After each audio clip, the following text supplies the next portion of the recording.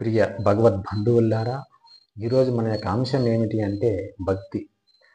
భక్తి అంటే భగవంతునికి భక్తునికి మధ్య ఉన్నటువంటి సంబంధం ఏదైతే ఉన్నదో, మార్గం ఏదైతే ఉన్నదో, ఆ యొక్క సంబంధాన్ని మార్గాన్ని భక్తి అని చెప్పబడుతూ ఉన్నది. అదేవిధంగా దైవం యొక్క సాన్నిధ్యానికి సన్నిధానానికి మనల్ని తీసుకుని పోయేటటువంటి సాధనం ఏదైతే ఉన్నదో, ఆ యొక్క సాధనాన్ని కూడా భక్తి అని చెప్పబడుతూ ఉన్నది. అంతేకాకుండా భగవంతుని పట్ల మనకున్నటువంటి ప్రేమ భావాన్ని కూడా భక్తి అని చెప్పబడుతూ ఉన్నది.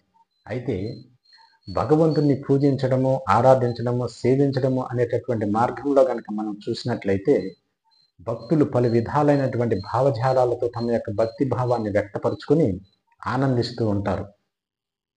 ఆ విధంగా కనుక మనం చూసినట్లయితే కొంతమంది భక్తులు తమ యొక్క పూజా మందిరమునందు ఇష్ట దైవానికి ఎదురుగా కూర్చొని పసుపు, కుంకుమ, గంధాది పంచామృతములతో పాటు దివ్యమైనటువంటి పదార్థాలతో చక్కగా అభిషేకం చేసుకుని, పత్ర పుష్పాదులతో చక్కగా అలంకరణ చేసుకుని, సుగంధభరితమైనటువంటి ధూప దీప నైవేద్యాలను సమర్పణ గావించుకొని ఇష్ట దైవాన్ని మనస్సున నిలిపి భజించడము, కీర్తించడము, సేవించడము, అదేవిధంగా నామ జపాదులు యందు నిమగ్నులై తమ యొక్క భక్తి భావాన్ని వ్యక్తపరుచుకుని ఆనందిస్తూ ఉంటారు. మరి కొంతమంది భక్తులను కనుక మనం చూసినట్లయితే గుళ్ళు గోపురాలు వంటి ప్రదక్షిణాలు చేయడము, తీర్థాటన చేయడము, నదీ స్నానాలను ఆచరించడము, సముద్ర స్నానాలు ఆచరించుకొని పుణ్యక్షేత్రాలను దర్శించి తమ యొక్క భక్తి భావాన్ని వ్యక్తపరుచుకుని ఆనందిస్తూ ఉంటారు. మరి కొంతమంది భక్తుల్ని కనుక మనం చూసినట్లయితే దాన ధర్మాలు చేస్తూ సాధు సజ్జన పుణ్యపురుషులైనటువంటి యోగీశ్వరులను సేవించుకుంటూ ధర్మ సమ్మతమైన దైవ సమ్మతమైనటువంటి కార్యాలయంలో పాల్గొని వారి యొక్క భక్తి భావాన్ని వ్యక్తపరుచుకుని ఆనందిస్తూ ఉంటారు. అయితే వ్యక్తమవుతున్నటువంటి భక్తి, చేస్తున్నటువంటి పూజ, ఆచరిస్తున్నటువంటి ఆచరణ విధానం ఏదైతే ఉన్నదో ఆ యొక్క ఆచరణ విధానం అంతా కూడా సరి అయినదా కాదా అని కనుక మనల్ని మనం ప్రశ్నించుకున్నట్లయితే భక్తి మార్గంలో ప్రయాణించినటువంటి మన యొక్క జీవిత అనుభవమే మన యొక్క ప్రశ్నకి సరి అయినటువంటి సమాధానాన్ని చెప్పగలదు. కనుక భక్తి అంటే పూజలు చేయడము, వ్రతాలు చేయడము, గుళ్ళు గోపురాలు తిరగడము, సముద్ర స్నానాలు ఆచరించడము, దాన ధర్మాలు చేయడము, పుణ్య కార్యాలయంలో పాల్గొని ఆచరిస్తూ ఉండడం మాత్రమే సంపూర్ణమైనటువంటి భక్తి కాదు. అది ఒక సాధారణమైనటువంటి భక్తుడు, ఒక సాధారణమైనటువంటి సాధకుడు ఆచరించేటటువంటి ఆచరణ విధానమే తప్ప అది సంపూర్ణమైనటువంటి భక్తి కాదు అని మనకి చెప్పబడుతూ ఉన్నది. అయితే ఇటువంటి ఆచరణ విధానము వలన మనకి ఎటువంటి ఫలితము ఉండదా అని కనుక మనకి సందేహం ఉన్నట్లయితే ఇటువంటి ఆచరణ విధానము వలన, ఇటువంటి పూజా విధానము వలన జీవునికి ప్రశాంతత, పుణ్యము కలిగి శ్రేష్టమైనటువంటి లోకాలు, ఉన్నతమైనటువంటి జన్మలు ప్రాప్తిస్తాయేమో కానీ భగవత్ సంబంధమైనటువంటి జ్ఞానము కానీ, మోక్షము కానీ, దైవం యొక్క సాన్నిధ్యం ఏమాత్రము లభించదు అనేటటువంటి విషయాన్ని పెద్దలు మనకు చెబుతూ ఉన్నారు. పెద్దల ద్వారా మనకి తెలుస్తూ ఉన్నది.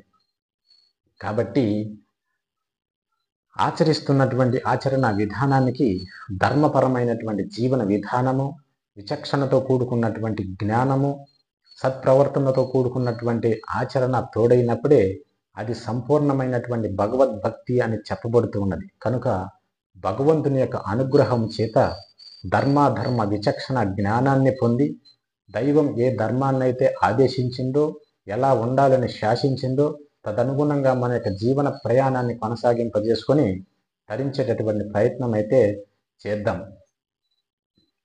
చిత్తశుద్ధి లేకుండా ఎన్ని పూజలు చేసినా, ఎన్ని వ్రతాలు ఆచరించినా సత్ఫలితాలను ప్రసాదించవు అని మనకి చెప్పబడుతూ ఉన్నది. అంటే చిత్తము పవిత్రంగా ఉండాలి అని మనకి పెద్దల ద్వారా తెలుస్తూ ఉన్నది.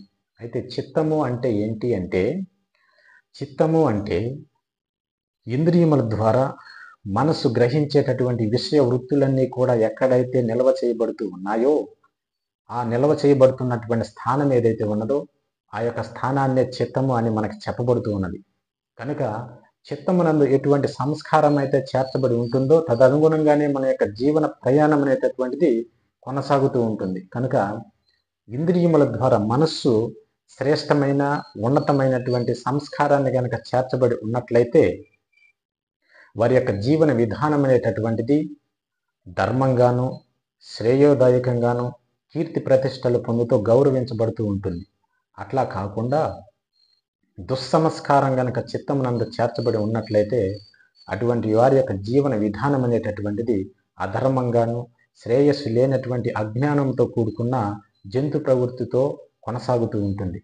కనుక ఇంద్రియముల ద్వారా గ్రహించేటటువంటి విషయ వృత్తులన్నీ కూడా పవిత్రంగా ఉండేలా చూసుకోవాలి. మనసుతో సంకల్పించేటటువంటి సంకల్పాలన్నీ కూడా శ్రేయోదాయకమై ఉండాలి.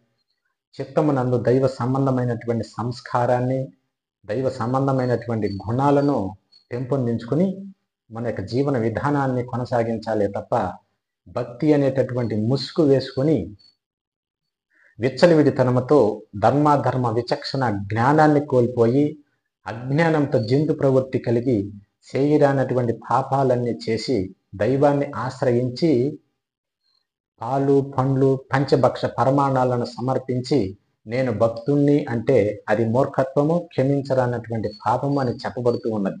కనుక సంస్కారానికి దగ్గరగా, దుస్సంస్కారానికి దూరంగా, దైవ సంబంధమైనటువంటి జ్ఞానానికి, ఆచరణ విధానానికి చేరువలో మన యొక్క ప్రయాణం ఉండేటట్లుగా మనం చూసుకొని భగవంతుని యొక్క అనుగ్రహంతో తరించేటటువంటి ప్రయత్నం అయితే చేద్దాం.